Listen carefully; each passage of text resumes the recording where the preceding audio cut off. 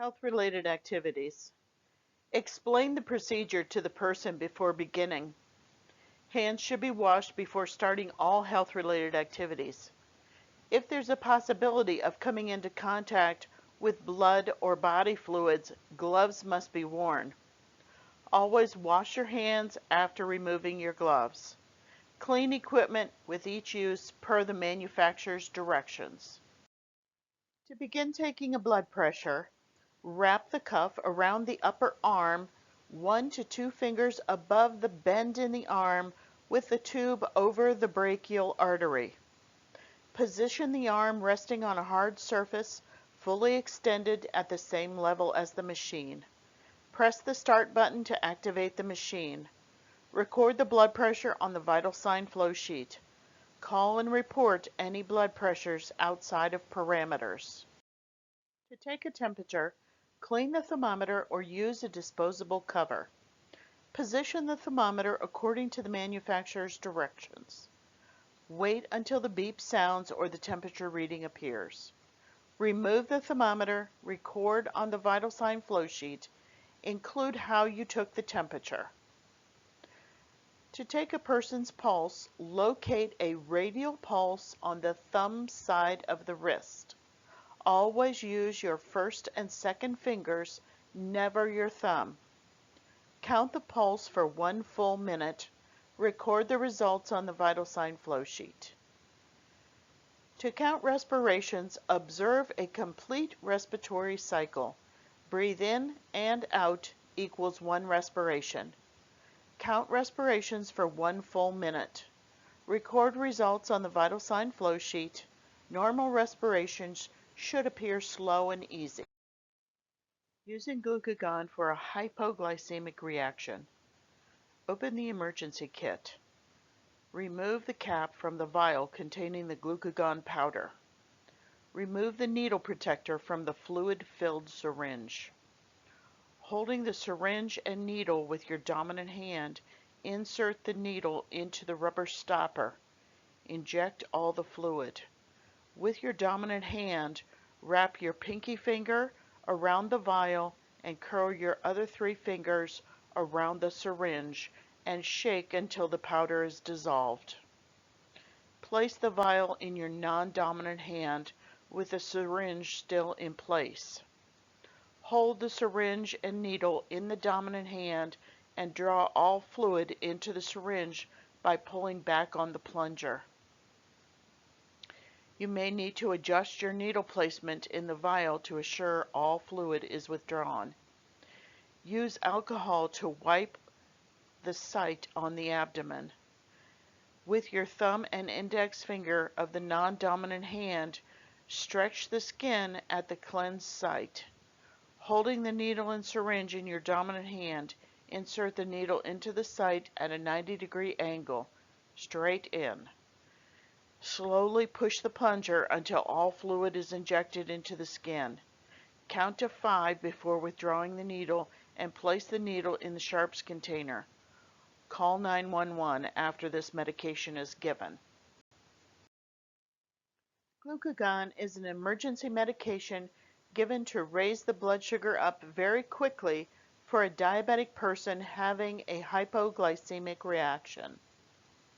A person may have a hypoglycemic reaction if they skip a meal, get more exercise than normal, or experience an increase in stress. Glucagon is administered if the person becomes confused and does not understand what you're asking them, lays down, goes to sleep, and cannot wake them up, the person has a seizure. Call 911 after you administer glucagon. Using a glucometer for blood sugar monitoring. Take out the pen to hold the lancet and place the lancet in the pen. Set up the glucose monitor. Prepare the individual's finger by washing their hands with soap and water. Be sure to allow the finger to dry thoroughly before proceeding. Turn on the machine and wait until it's ready to use. Insert the strip into the machine.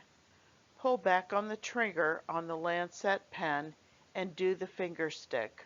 always rotate sites. Squeeze the finger briefly to get adequate blood for the procedure. Discard the first drop of blood onto a dry cotton ball or Kleenex and use the second drop of blood. Place 1 drop of blood on the test strip. After completing this, wipe off the finger and hold a cotton ball or tissue on the area that was lanced. It may require a Band-Aid. Record blood sugar on the flow sheet and follow the process for medication administration or contacting the nurse for further instructions if the reading is outside parameters. Some people with a seizure disorder have seizures that are repetitive or prolonged. Often, repetitive seizure patterns or prolonged seizures are difficult to stop. It may at times require emergency treatment.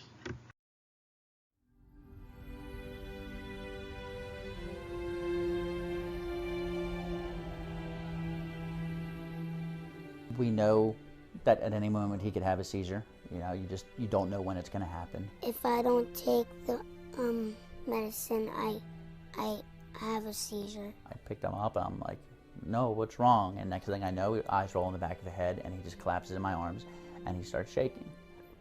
The fear of leaving the house and going over to a friend's house was kind of fearful for me because I was afraid, when would it happen, where would it happen again? But I ended up having a seizure in the hallway, and it was bad because then classes changed and everyone saw me having a seizure. We didn't really know what the procedure was. We just tried to take care of the student that fell. It's an awful feeling. It feels like someone just beat you over the head with a brick.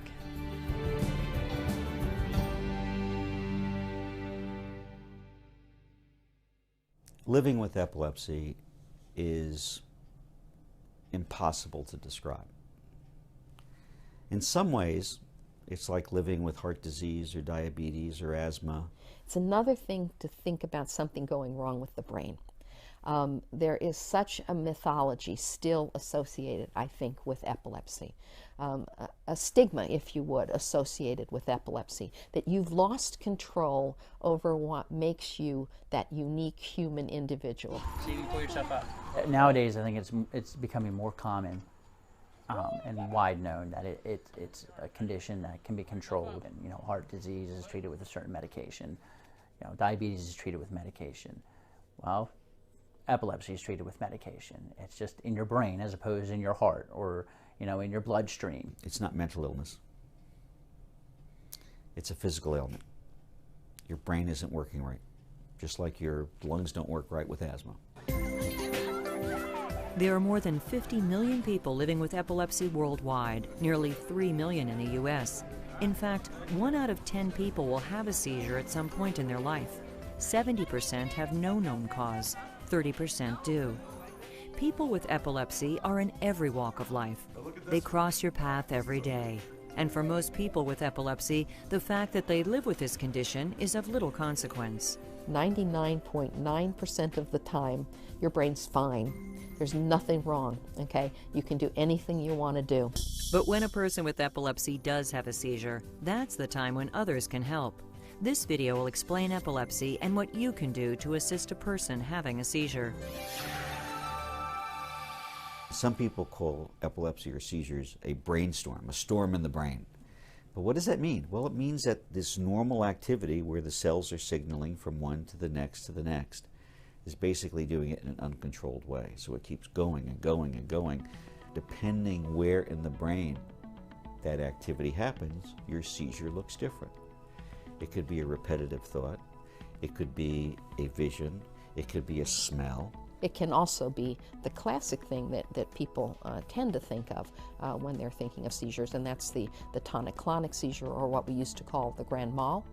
It can also be, on the other side of the coin, what we used to call petit mal, where all we're seeing is an absence of a person. They just go blank for a moment, stare off, maybe a little bit of movement. And so we have the huge range from the biggest, the strongest, the most worrisome for most people, the grand mal or the tonic-clonic, all the way down to a little bit of movement or simply staring. Epilepsy is defined as recurring, unprovoked seizures. Seizures are caused by abnormal electrical discharges in the brain and are classified as either generalized or partial. Generalized seizures, such as tonic-clonic, are the result of abnormal electrical activity affecting the entire brain. Most of these seizures are obvious: a rapid loss of consciousness, falling to the ground, full body convulsions. Partial seizures, however, are more difficult to recognize. These seizures affect only part of the brain, and the symptoms depend on which area of the brain is affected. Simple partial seizures can cause a change in sensation or uncontrolled muscle movement, like twitching. Complex partial seizures result in a total loss of awareness, though the person actually remains conscious. They may stare, repeat physical motions, or act disturbed. Complex partial seizures can be difficult to recognize and can easily be confused with drug or alcohol abuse. How can a bystander help? First, let's look at the tonic-clonic seizure, where a person is unconscious and convulsing. And so the first thing is that if someone is falling, to try to at least ease them down to the ground. If there's a small chance that the person may actually have a lot of drooling or may vomit, and so to put them on their side, and so that the liquid coming out of their mouth goes out of their mouth, drains, and doesn't go into their lungs, which would create another problem. It's important not to put anything in the patient's mouth, because of one of two things will happen.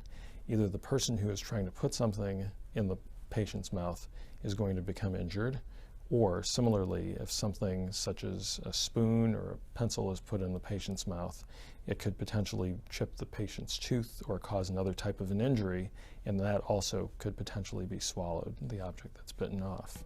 If the patient is wearing something that's tight-fitting around their neck to try to loosen it, similarly, if the patient is near something dangerous, it's important either to move that dangerous object away or to move the patient into a safer place while this is happening. And allow it to run its course. There is nothing that a person can do to change the course of that seizure. A tonic-clonic seizure is usually not dangerous to the individual. However, in some situations, emergency medical services should be called so that the person can be assessed by professionals. Call 911 if any of these conditions apply. This is a first-time seizure. The person is injured or has badly bumped his or her head. The seizure happened in water. The convulsive portion of the seizure lasts longer than 5 minutes. A second seizure begins shortly after the first concludes. The person does not regain consciousness within 5 to 10 minutes, or the person has diabetes or is pregnant. On the other hand, calling EMS may not be necessary if the seizure lasted less than 5 minutes. You know the person has epilepsy, you know that this type of seizure is routine for them, and the person has suffered no injuries. How do you tell if a person has epilepsy if you don't personally know him or her? Oftentimes, the person may be wearing a bracelet, necklace, or watch that indicates the diagnosis. When you know that someone has a seizure disorder and someone has a seizure in your presence, whether it's a generalized tonic-clonic seizure or a different type of a seizure, generally speaking, you do not need to call 911 or rescue services unless the seizure is going on for more than 5 minutes. When calculating the 5 minutes, keep in mind there is always a period following the convulsion where the person is unconscious or extremely groggy. This is known as the postictal stage, and this time period is not included in the 5-minute calculation. You may see somebody being very sleepy, really poorly, slowly responsive, and that would be described as the postictal stage. This seizure is over, and that's an important thing for people to understand, because the postictal period may go on for quite some time, for many minutes, even 15 minutes, 30 minutes, and in that time frame, that's not the seizure. So that doesn't mean, hello, the seizure is going on and you need to call medical services. You need to be there reorienting the individual, calming them, saying you know what happened and that they're going to be right back up and doing things shortly. It's not something people need to freak out about, because chances are that person's had a lot of seizures before and they've bounced back every time. Another common form of seizure, and one that is not nearly as obvious, is the complex partial seizure. Because only a small part of the brain is affected, a person may still be able to perform gross motor skills, like walking or sitting upright, yet be totally unaware of his or her actions. There's no awareness at all. So, you know, I'm a 30-year military veteran, so I'm used to responding to instructions. But once in a seizure, I don't hear you. They may stare, mumble, repeat phrases, blink excessively, smack their lips, or pick at their clothing. However, they will be totally unresponsive to instructions because their consciousness is severely impaired. In the situation of complex partial seizures, this is one of the times when people really frequently don't even know it's a seizure. And somebody might be staring and...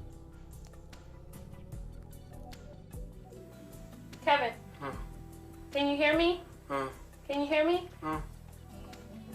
But somebody might say, I was looking at you and you looked like you were spaced out.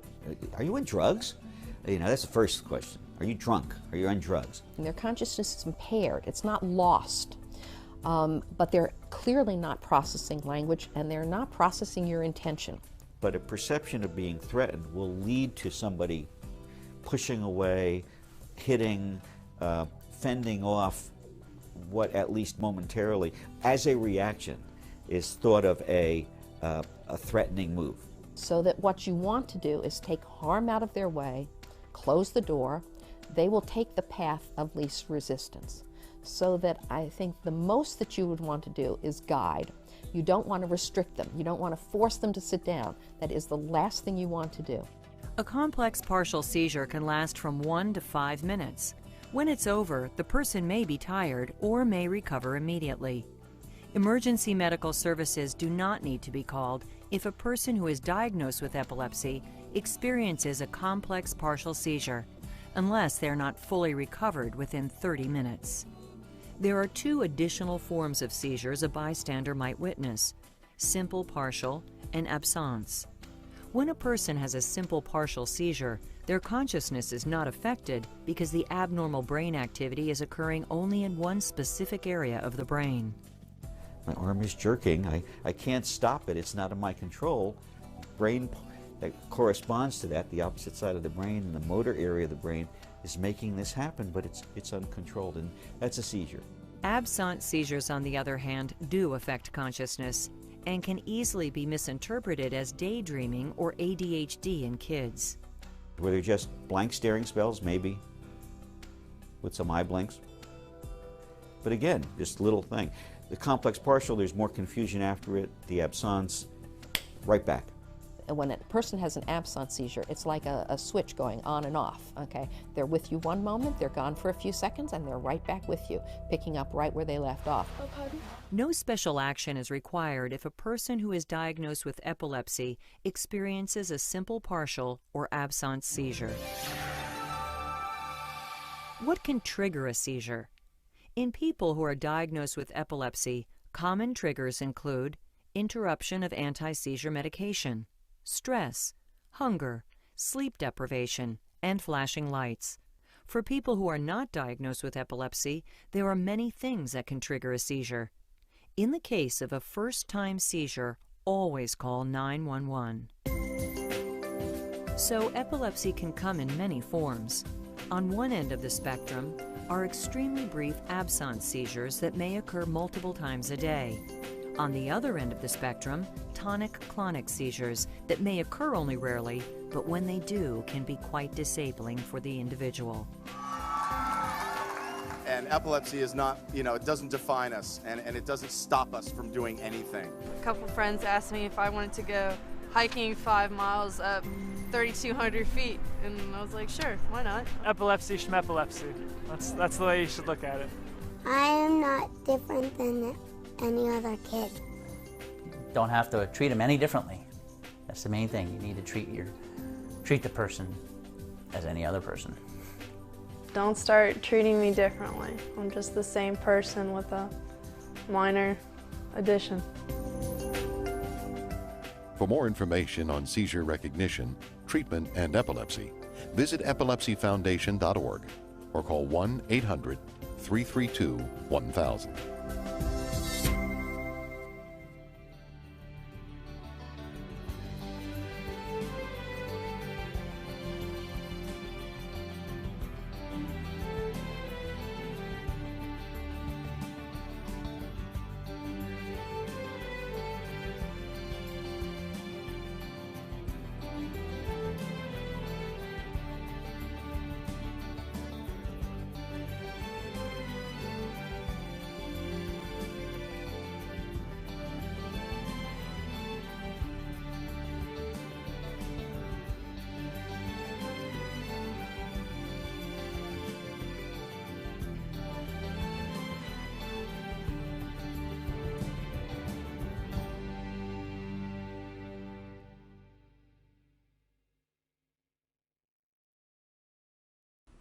Before leaving the pharmacy with your Diastat AccuDial, you should always do the following step-by-step review.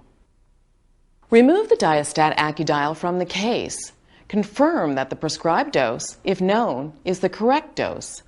Make sure that the green ready band is visible. Then return the Diastat AccuDial to the case. And since you received 2 Diastat AccuDial delivery systems with each prescription, be sure to double-check both. Now Diastat AccuDial is ready to be administered. In the event that a seizure should take place, administration using the Diastat AccuDial is fast and simple. If in fact you have used this medication before, the administration is exactly the same. Let's review. First, remove the protective cover. Then lubricate the tip with lubricating jelly. Turn the patient on the side facing you. Bend the upper leg forward, exposing the rectum. Separate the buttocks to expose the rectum. Gently insert the syringe tip into the rectum, and then count out loud, slowly. 1, 2, 3, while pushing the plunger in. Count again, 1, 2, 3, before removing the syringe. And finally, count 1, 2, 3, one last time, while holding the buttocks together. After administration, and depending upon your prescription, there may be some unused medication left over. Remember, this prescription was for 15 milligrams that was dialed and locked from a 20 milligram Diastat AccuDial diazepam rectal gel delivery system. That means that 5 milligrams will have to be disposed of. All you do is pull on the plunger until it is completely removed from the Diastat AccuDial. Point it over a sink or toilet. Replace the plunger and push until it stops. Then just flush the toilet or rinse the sink until all of the gel is gone. As for the delivery system itself, just throw it and all other used materials in the trash and away from children, just as you normally would. And if you have any other concerns, don't hesitate to call your doctor or pharmacist. They'll be glad to answer all your questions about Diastat AccuDial diazepam rectal gel. I hope this video helped you learn about Diastat AccuDial and how it works. Having your medication with you at all times can be reassuring in case a seizure should occur. Remember, if you have any questions about your medication or Diastat AccuDial, ask your doctor or pharmacist or visit our website at www.diastat.com. Thank you. Diastat AccuDial diazepam rectal gel is a gel formulation of diazepam intended for rectal administration in the management of selected refractory patients with epilepsy on stable regimens of AEDs who require intermittent use of diazepam to control bouts of increased seizure activity for patients 2 years and older. Diastat diazepam rectal gel is safe and well tolerated. The most frequent side effect is sleepiness, 23%. Other side effects include headache and diarrhea. Less than 1% incidence of respiratory depression.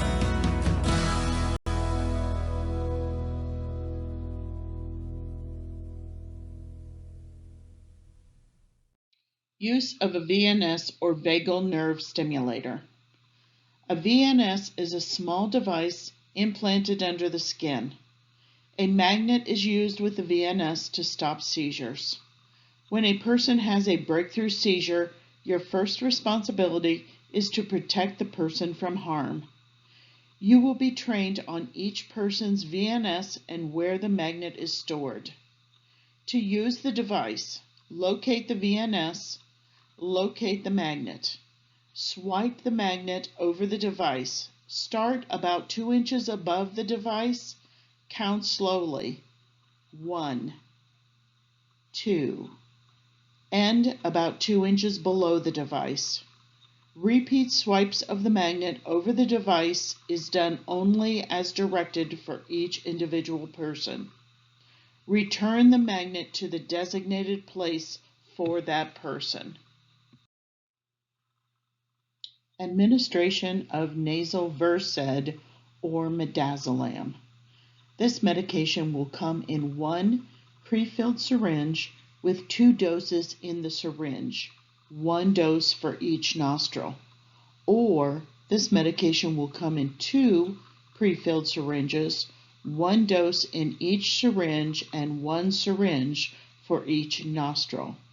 An atomizer will come with the medication. It is a white cone-shaped item that screws onto the syringe. Screw the atomizer onto the syringe. Place the atomizer firmly against the first nostril. Aim toward the top of the ear on that side.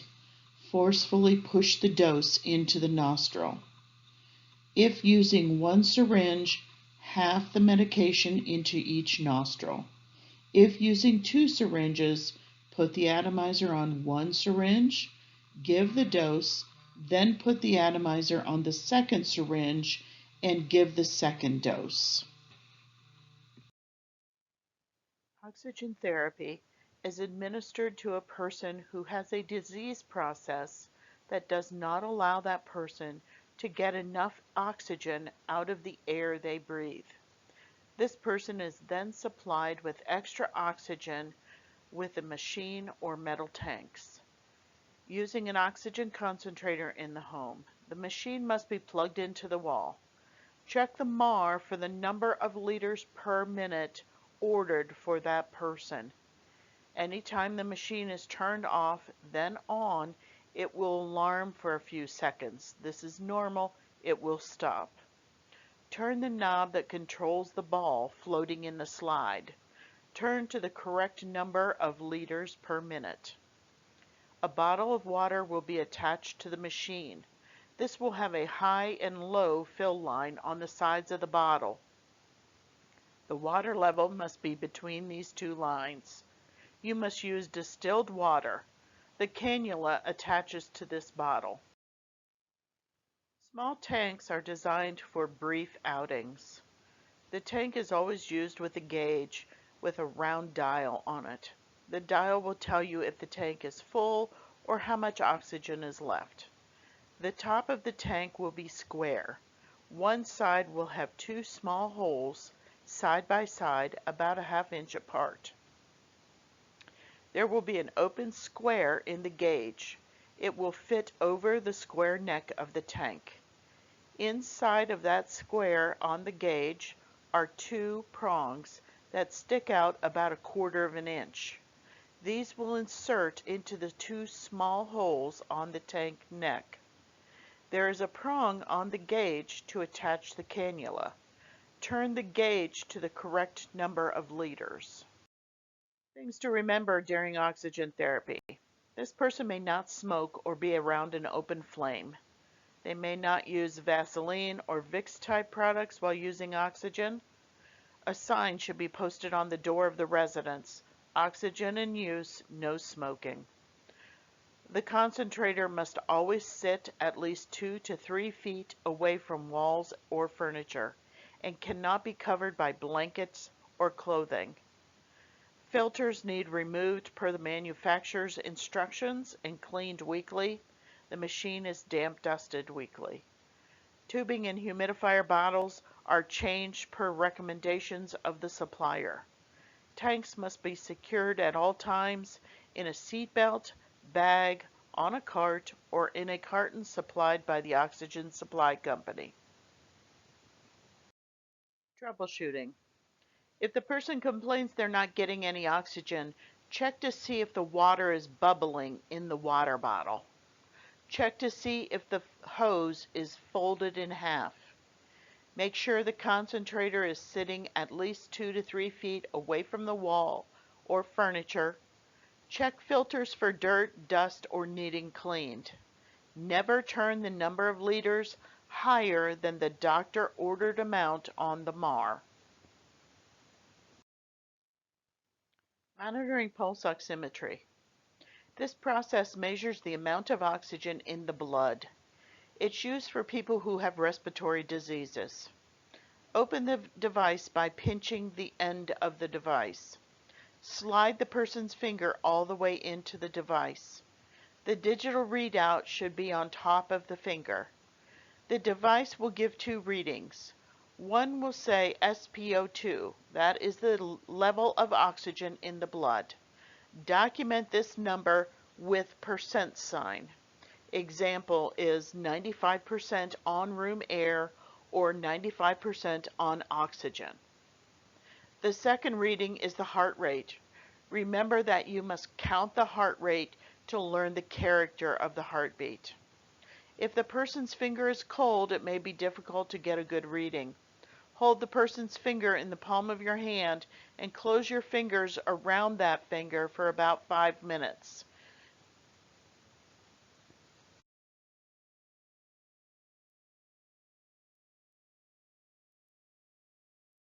Sleep apnea is a common disorder in which there are one or more pauses in breathing or shallow breaths during sleep. Normally, without sleep apnea, your airway remains open. Your airway consists of your nose, mouth, throat, and windpipe. This allows the flow of air and oxygen into your lungs when you inhale,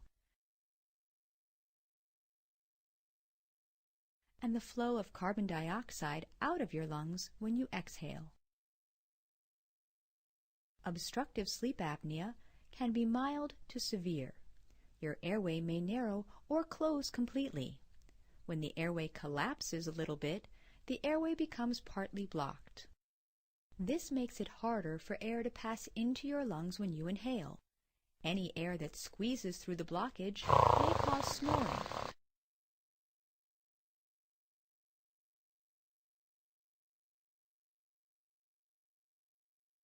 At times, the airway may become completely blocked where there is no airflow.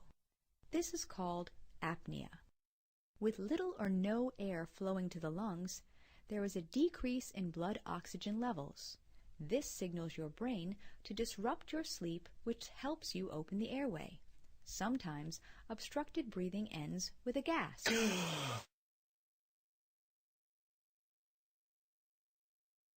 The normal breathing cycle continues until the next episode of obstruction. Episodes may last seconds to minutes and recur 1 to 100 times per hour.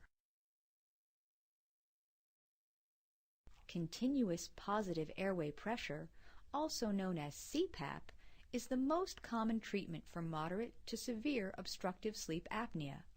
In this example, a CPAP mask fits over your nose and mouth. When you inhale, the CPAP machine gently blows air through the tube and mask into your nose, mouth, and throat. The air presses on the walls of the airway, keeping it open. This prevents airway collapse. When you exhale, the CPAP machine continues to gently blow air to keep your airway open. The continuous airflow also pushes the exhaled air and carbon dioxide out through holes in the mask. This process automatically repeats throughout the night with each breath, allowing you to breathe uninterrupted during sleep.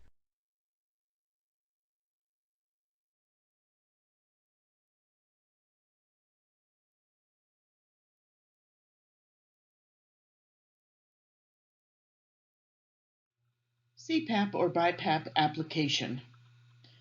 The machine should be placed on a level, stable surface about 12 inches away from anything that could block the vents. Connect the mask and the air tubing securely together. Connect the air tubing firmly to the machine. Open the machine, remove the water well and fill with distilled water. Replace the water well and close. Place the mask on the person's head and tighten the straps. The straps should be snug but not tight. You should be able to easily insert 2 fingers under the straps. Turn the machine on. Tell the person to breathe in and out through their nose. If you hear air leaks, reposition the mask. A BiPAP is only different because it has oxygen attached to the device. You must turn on the oxygen concentrator and attach the tubing to the BiPAP. To stop therapy in the morning for a CPAP or BiPAP, Remove the mask. Wash with warm soapy water. Hang the tubing over a hook or a shower rod. Remove the water well and empty, and turn upside down on a paper towel. Oral suctioning is done for a person that is unable to swallow their own secretions, such as saliva. The suction machine has one on-off switch and one hose that attaches to the top of the collection canister. There will be a tube from the top of the canister to the person. Attached to the end of the tubing will be a suction cannula. You may suction in the mouth around the teeth and the tongue only for 15 seconds. Allow the person to rest and catch their breath after the first suctioning. Evaluate if the person needs suctioned again. Repeat the procedure as needed. Empty the canister after each use. Rinse and disinfect with bleach wipes. Leave the machine set up and ready to use again. Cover with a clean towel. Use of a percussion vest or airway clearance system. This device vibrates the chest wall and allows the person to cough secretions out easier. The machine will be preset. You will not change any settings on the machine. Position the person sitting upright. Apply the vest using the Velcro to hold it in place. The vest should be snug but not tight. Connect the tubing to the front of the machine and to the front of the vest. The front of the vest will inflate and deflate, causing a vibration. The machine will run through its program cycle and shut off. Damp dust all equipment and store.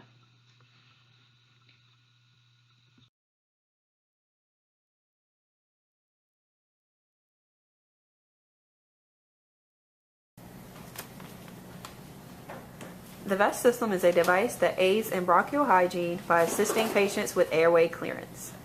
This system consists of an inflatable vest connected to an air pulse generator. The air pulse generator rapidly inflates and deflates the vest, which causes cough-like shear forces in the lung. Indications for use of the vest can include recurrent respiratory infections, mucus plugging, an inability to have an effective cough, an artificial airway, and respiratory muscle weakness. Disease states that could benefit from this device can be cystic fibrosis, asthma, spinal cord injuries, and other disease processes that require mucus clearance. Outcomes from research studies have shown improved secretion clearance, improved exercise tolerance, fewer hospital stays, and stabilized pulmonary function. On this device, there are a few settings that can be adjusted, such as the time, frequency, and the pressure a patient will feel. Once the vest settings are adjusted and securely fastened to the patient, the treatment may begin. The pulse generator can be set to a slow and fast oscillations. When administering to a patient, it would be advised to start at a slower oscillation and gradually increase according to patient comfort. A greater amount of pressure may be applied to increase intensity of oscillations. The length of the treatment can also be adjusted on the air pulse generator. Always be sure to stay in close proximity to the patient during the treatment to ensure comfort and safety.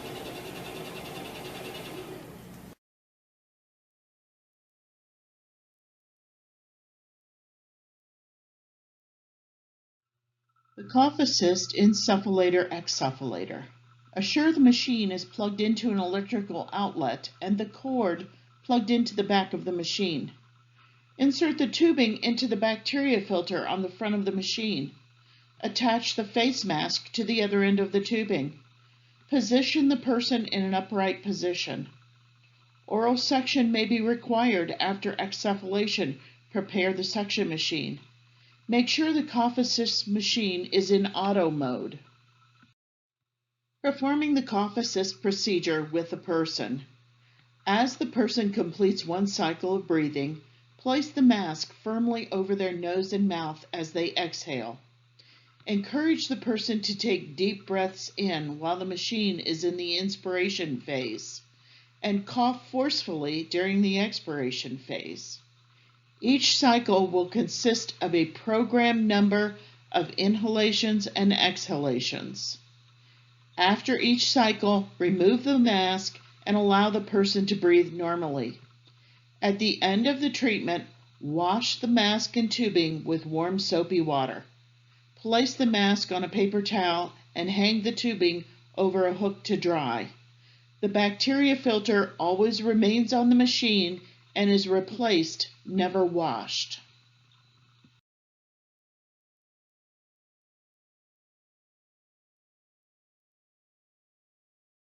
The Cough Assist machine helps to clear secretions from the lungs by assisting you with your breathing. When you breathe in, inspiration, the machine gives you air, positive pressure, to help expand your lungs. When you blow out, expiration, the machine creates a sucking force, negative pressure, that pulls the air out of your lungs. This rapid change in pressure during the different phases of breathing, inspiration and expiration, helps make your cough stronger and more effective. Your respiratory therapist will help you during the start of setup by making sure that you understand the machine and are comfortable with making any changes on it. You will start out with low pressures and gradually reach the maximum amount of pressure that you can tolerate during each phase of your breathing. In the beginning, the time for each phase of breathing will be set to your comfort level by the therapist. How do I use the Cough Assist machine? Check to make sure that the inspiratory, or positive, and the expiratory, or negative, pressures are set. Start at +20, -20, and you will increase to maximal pressures by increments of 5 centimeters H2O as tolerated. Remove the face mask or mouthpiece and hold the tubing firmly against a tight surface. Set the manual auto switch to manual. Toggle the manual control switch between inhale and exhale a few times to ensure that the pressures are correct and the manometer returns to 0. First, adjust the expiratory pressure. Push the manual control lever to exhalation phase. Push to the left. Observe pressure manometer and adjust using pressure knob. Turn the pressure knob clockwise to increase the pressures and counterclockwise to decrease the pressure. To adjust the inspiratory pressure, push the manual control knob to the inhalation phase. Push to the right. Observe the pressure manometer and adjust the inhale pressure knob. Turn the pressure knob clockwise to increase the pressures and counterclockwise to decrease the pressures. Each phase of breathing should be set so that you can get the air in and out of your lungs comfortably, and then pause to continue coughing if needed. Set the inhale time knob at 1 second. Set the exhale time at 1 second. Set the pause time knob at 2 seconds. Set the inhale flow knob at the squiggly arrows or full flow. If you feel too much airflow coming from the machine when you take a breath in, you can decrease the inhale flow from full, 3 squiggly arrows, to reduced, 1 arrow. Performing a treatment. Turn the machine on. Set the manual auto switch to auto. The unit will then automatically cycle from the positive to negative pressure and back to 0 for the pause. Reattach the mask or mouthpiece to the tubing. Remember, when using a mask, place the bottom of the mask underneath the chin and the top of the mask on the bridge of the nose, and place it tightly on your face or mouth so that no air leaks out. As you breathe in, the machine will help by giving a big breath of air. This breath will end at the time set on your machine. As you breathe out, the machine will help by sucking the air out. During this time, you should perform a cough or huff during the exhalation phase. This will help your cough be much stronger, and it will help to remove any secretions. Take a series of 4 to 6 assisted breaths continuously from the cough machine, and then rest for 20 to 30 seconds. Remember to cough during the exhalation phase, to cough out any secretions that may have loosened up. Repeat the series of breaths with a rest 4 to 6 times, or until you no longer have any secretions to cough out. As you get used to the pressures during inspiration and expiration, you will want to increase the pressure to the maximum amount that you can tolerate. Once you get to the highest amount of pressure that you can tolerate on inspiration and expiration, you will no longer have to adjust the pressure. If you need to lower the pressures at any time, you should notify your doctor. How do I clean and disinfect my equipment? Daily, breathing hose and patient interface. Wash the tubing mask or mouthpiece in warm, clean, soapy water. Use any kind of dish soap. Rinse with hot water.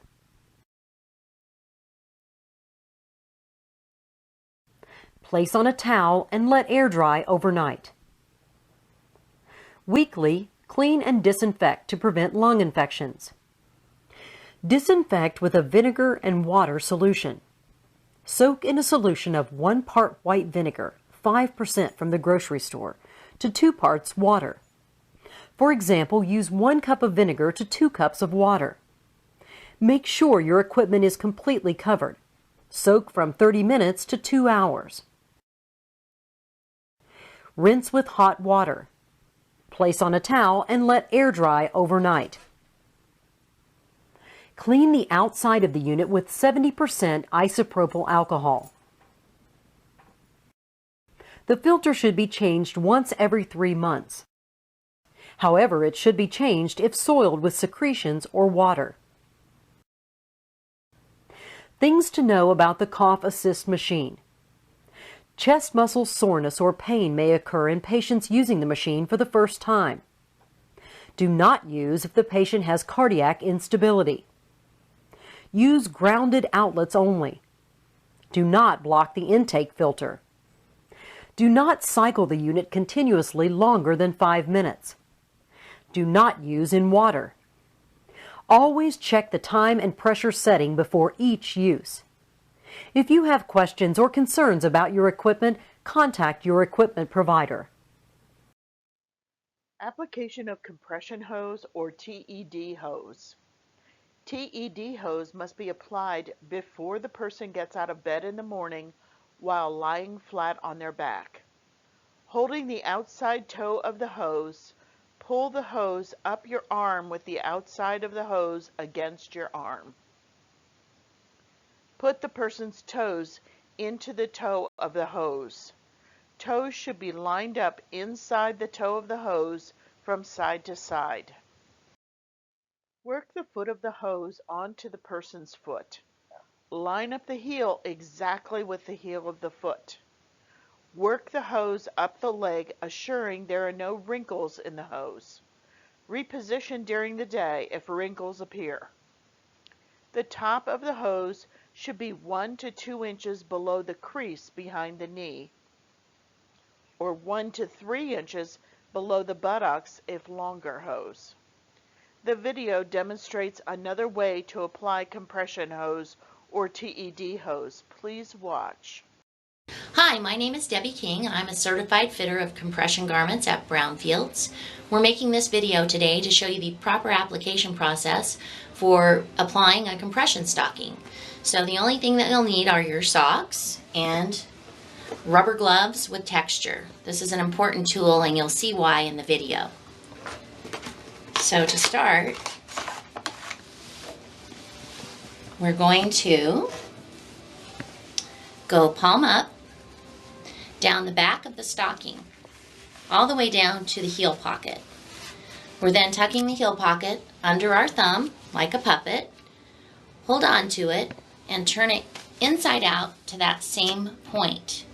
Flip it over, remove your hand, and you'll see you have a nice little toe tunnel, and that's our starting point. We know this is the bottom of the sock because that's the heel pocket. So we're ready to apply the stocking. So if you'll just tilt your foot back towards your knee. We want to put all of our fingers inside the garment and open it up nice and wide. And then we're just coming halfway up the foot, keeping the stocking flat while you're doing that. Now all of this we're going to scoop over the toe and the heel. At this point, it gets hard to pull. So this is when you want your gloves. So I'm going to put my textured rubber gloves on. And then I'm going to go back down to just above the heel, right here. And I'm going to tug.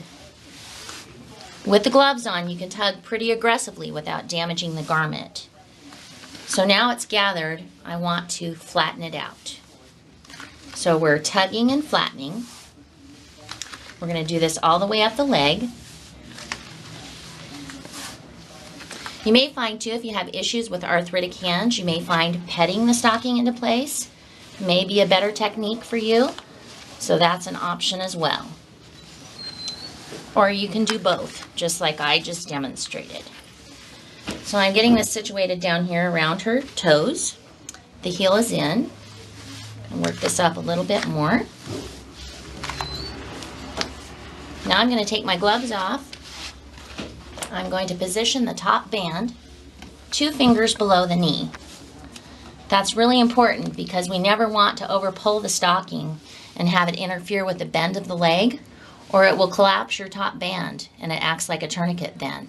So never over pull it. 2 fingers below the knee is the highest positioning of the stocking. Then with the gloves off, you want to go up and down the leg to check for wrinkles. I've got a wrinkle down here, so I'm going to reapply my gloves, and I'm just going to whisk it out with a gentle upward motion. Recheck for wrinkles. There are no wrinkles. So the stocking's in place and you're ready to wear it for the rest of the day. So let's say now you've worn it all day long, you're getting ready for bed, and we want to remove the garment. You just need to sit down in a chair, get a hold of the top of the stocking, and it's just a smooth downward motion right over the top of the stocking, over your heel. You may want to support your leg now, and you're just going to pop it off your foot. The reason being, you always want to keep it flat. If you wad it up here at your ankle, you'll have a hard time getting it over your heel. So always remember, keep the garment flat and you'll be very successful. So thanks for watching our video today. If you have any questions, you can watch the video again or contact us here at Brownfields. Thank you. Administering eye drops. Shake all eye drops before using for 10 seconds. Eyes must be clean before giving medication. Wipe the eye from the nose outward with a clean, damp cloth. Have the person sit or lie down with their head tilted back. Ask the person to look at the ceiling or over their head. With your non-dominant hand, use the index finger to secure the upper lid and the thumb to pull down on the lower lid to form a pocket to receive the medication. Hold the bottle with your thumb and first 2 fingers of your dominant hand. Brace the remaining fingers against the nose or cheek. Approach from the side outside of the field of vision. Administer the correct amount of medication. Have the person close their eyes. Give the person a tissue to blot the eye. Never share medications. Administering an eye ointment. Avoid touching the tip of the tube against the eye. Eyes must be clean before being medicated. Wipe the eye from the nose outward with a clean, damp cloth. Have the person sit or lie down and tilt their head back. Ask them to look at the ceiling or over their head. With your non-dominant hand, use the index finger to secure the upper lid and the thumb to pull down on the lower lid to form a pocket to receive the medication. Hold the tube with your thumb and first 2 fingers of your dominant hand. Brace remaining fingers against the nose or cheek. Place a thin ribbon of ointment inside the pocket of the lower lid, moving from the nose outward. To disengage the ointment, stop squeezing the tube and quickly twist and pull away. Please tell the person their eyesight will be cloudy until the ointment warms to body temperature. Administering eardrops. Shake all eardrops before using for 10 seconds. Ears must be clean before the medication is administered. Have the person lie down on their side or hold their head to the side with the affected ear up. Position the ear as follows by holding the middle of the earlobe. For adults, hold the earlobe up and back. For children, hold the earlobe down and back. Place the prescribed number of drops just barely inside the ear against the side of the ear canal. Allow them to roll down the ear canal. Place a couple of drops of medication on the cotton ball and place that side of the cotton ball into the ear. After 30 minutes, remove the cotton ball. Assure the person's ears are clean. Never use a Q-tip to clean the ear. When giving nose drops or sprays, provide a tissue to the person to blow their nose prior to giving the medication and to blot any excess after giving. For nasal sprays, the person should be sitting with their head tilted slightly back. For nose drops, the person should be lying on a bed with their head tilted back. These positions allow the medication to flow back into the nose. For sprays, the applicator should be inserted just inside the nostril about 1/3 inch. Squeeze the bottle. Avoid touching the applicator to the inside of the nostril. For drops, hold the dropper just barely above the nostril so the number of drops can be counted. Avoid touching the dropper to the inside of the nostril. Hold the untreated side of the nose shut and ask the person to sniff the medication up into their nose. Then repeat the process with the other side. If the medication is a spray, when opening a new bottle, prime it by spraying it into the air once. This should also be done if the bottle in use has not been stored upright. Instruct the person to keep the head back for 1 to 2 minutes to prevent escape of the solution. Administration of inhalers. Shake the inhaler. Remove the protective cap and spray the inhaler once. Point it away from people to make sure the inhaler is primed. Shake the inhaler again. Have the person sit upright. Have them take a deep breath and blow out. Have the person close their lips around the mouthpiece. Have the person inhale slowly through the mouth while you firmly press on the upended canister in the middle of their breath. Have the person hold their breath for 10 seconds, then exhale. If 2 inhalations or puffs are ordered, wait 2 minutes between inhalations. Rinse the mouthpiece under warm water to clean it. Have the person rinse their mouth with water and always spit the water out. When giving a nebulizer treatment, connect the mask or mouthpiece to the top and the tubing to the bottom of the nebulizer canister. Add medication to the nebulizer canister. Place the mask over the person's nose and mouth or have them use their lips to form a tight seal around the mouthpiece. Turn the machine on. Encourage the person to take slow, deep breaths.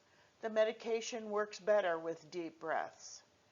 As the air is forced through the canister, it turns the medication into a mist the person will breathe in and out.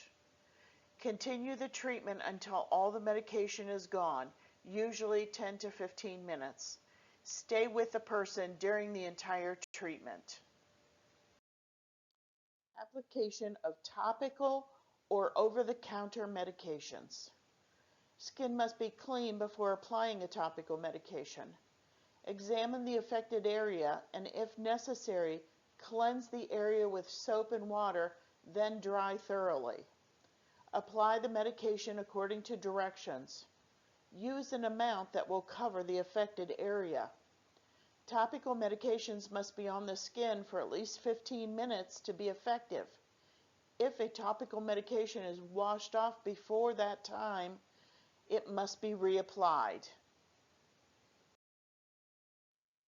Applying a clean dressing to a minor wound or abrasion. Using a clean paper towel each time, wash the area with soap and water, rinse the soap, and pat dry. If directed, apply a small amount of antibiotic ointment. A Band-Aid can be applied or a gauze and tape if the area is larger. Write a UIR and include the treatment. Call the manager on call. This treatment will need to be completed daily until the area is healed. Observe the wound for redness, increased warmth, yellow or green drainage, or increased pain. These will need reported to the nurse or nurse on call immediately. Measuring bodily intake and output. Measure and record all liquids taken in by the person. Include all liquids taken with or between meals. Any liquid that is a solid when cold and becomes liquid at room temperature is counted toward intake. Liquids are measured in cc's or ounces. 30 cc's equals 1 ounce. Ask the person to use a urinal or bedpan or other receptacle besides the toilet when urinating. If the individual can use the toilet, a special plastic hat can be placed there to collect the urine. Record all intake and output measurements on a flow sheet. Collection of urine and stool specimens. Clean catch urine sample. Thoroughly clean the person's genitals with soap and water. Have the person urinate in a hat or urinal. Pour the urine into the specimen container. Label the container with the name of the person, date and time of collection. Place in a biohazard bag. Stool specimen collection. Place a clean hat under the toilet seat to catch the specimen. Use a tongue blade to collect and place in the container. Label the container with the name of the person, date, and time of collection. Place in a biohazard bag. Care of a Foley catheter. Emptying a urinary drainage bag. Open the collection bag over the collection container or toilet. Drain the urine out of the bag. Clamp the drainage tube. Clean the exit with soap and water. Measure and record the amount of urine. Replacing a urinary drainage bag. Open the new drainage bag. Fold the catheter in half. Remove the catheter from the old drainage bag. Wash the end of the catheter with soap and water. Push the end of the catheter onto the end of the new drainage bag. Care of a Foley catheter. Position the person on their back, exposing only the small area where the catheter enters the body. Cover the upper and lower body with a sheet. Use soap and warm water or other solution as ordered by the doctor to wash the area around where the catheter enters the body. Check to make sure the tubing is not twisted or kinked and that it continues to drain properly.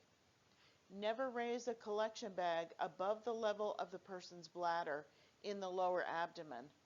If switching from a leg bag to a bedside drain, the used bag is always emptied and washed with soap, water, and a drop of white vinegar and placed somewhere to drain and dry. Administration of vaginal medications. Explain the procedure to the person in terms they understand. Have the person empty their bladder. Place a towel or chucks on the bed under the buttocks. Position the person lying on their back with their knees bent up or out and legs separated unless contraindicated. Spread the labia with one hand and gently insert the applicator into the vagina with the other hand. Angle the applicator slightly toward the tailbone. It will usually go in approximately 2 inches. Do not force. Push the plunger in while holding the barrel of the applicator still. Remove the applicator. Encourage the person to continue lying down for about 30 minutes. Administration of a rectal suppository. Obtain the suppository. Unwrap, place in a plastic medication cup, and add lubricant. Pad the bed with a towel or chucks. Have the person lie on their left side. Use your non-dominant hand to lift up the buttocks and expose the rectal area. With your dominant hand, insert the suppository into the rectum by gently inserting your lubricated finger up to the first knuckle into the rectum along with the suppository. Place the suppository along the wall of the rectum, not into a clump of stool. If the person complains of discomfort, have them take deep breaths through their mouth. Withdraw your finger slowly to give the rectal opening a chance to close so the suppository does not come sliding back out. Briefly hold the buttocks together until the urge to push subsides. The person needs to wait 15 to 20 minutes before trying to move their bowels. Giving a Fleet's enema. Place a towel or chuck on the bed. Put lubricant on the enema applicator tip. Have the person lie on their left side on the bed. Use your non-dominant hand to lift up on the buttock to expose the rectal area. With your dominant hand, insert the lubricated tip gently into the rectum about 4 inches, with the tip pointing toward the navel. Slowly squeeze the bottle until all the liquid is expelled. A small amount of liquid will remain in the bottle after squeezing. If the person complains of discomfort, have them take deep breaths through their mouth. Withdraw the applicator tip slowly to give rectal opening a chance to close so solution does not leak back out. If needed, briefly hold the buttocks together until the urge to push subsides. The person needs to hold the enema for 12 to 15 minutes. Document the results of the enema on the back of the medication administration record. Note the amount and type of stool. Emptying or replacing a colostomy appliance. If emptying the colostomy bag, remove the clip and empty the contents into a toilet or collection container. Rinse the bag with a squeeze bottle. Close and reseal using the clamp or other device provided. If you're replacing the colostomy bag, gently remove the soiled bag from the barrier. Clean around the stoma. Apply the new bag. To replace the barrier, remove the old barrier. Clean the area with soap and water. Rinse and dry the site. Assure the skin is completely dry. Apply skin prep and wait for it to become tacky or sticky. Cut the new barrier to size and apply the new barrier. The barrier should be snug around the stoma but not tight. Apply a new bag. Assure the bottom has a clamp or other closure device. Emptying or replacing a urostomy bag. To empty a urostomy bag, open the device at the bottom of the bag. Drain, close, and wash with soap and water. During the night, a urostomy bag is attached to a bedside drain at the bottom of the urostomy bag. Connections are washed with soap and water and dried thoroughly before connecting the bag to the bedside drain. To replace the urostomy barrier, remove the old barrier, wash with soap and water, allow the area to dry completely, apply skin prep, and apply the new barrier. Visiting away packing procedure. It is the responsibility of the staff person working the shift when the person is leaving to pack the medications. Obtain a visiting away form. Write the name of the person leaving, the date and time of departure, and the date and time of return. When the person arrives for pickup, have them sign and write their phone number on this document. Open the Cardex to the appropriate person. On the visiting away medication sheet, write the date, time, medication name, strength, and dose. Each date and time to be packed will be grouped together. Cross-check the information on the visiting away medication sheet 3 times. Obtain the envelopes used to pack medications. You need 1 envelope for each time you will be packing. Write the person's name, time, and date on the envelope. Write each medication name, strength, dose, route on the envelope. Check the information on the envelopes with the Cardex. Check the information written on the envelopes to the visiting away medication sheet to the MAR. Everything must match. Prepare the medication, doing 3 checks of the medication to the MAR. Prepare the medication as usual. If the medication is a liquid, eye, eardrop, nasal med, the entire container is sent. Put pills in the envelope you prepared for that date and time.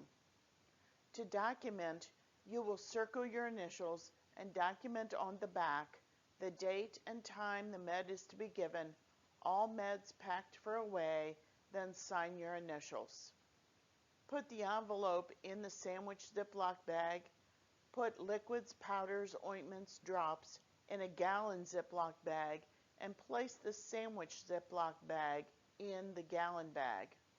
The gallon bag will be given to the responsible person. Some things to remember. When the person is leaving, check the medication times packed with the responsible person. Assure all times are packed according to the length of stay. The envelopes provide direction to the person that will be administering those medications. Assure all directions are present and writing is clear. You may not pack medications for other certified or non-certified staff to give. If a staff person will accompany the person on the outing, the staff member administering the medications must be the person to pack the medications. When medications are packed for outings of individuals who are accompanied by staff, a visiting away form and a visiting away medication form does not need completed.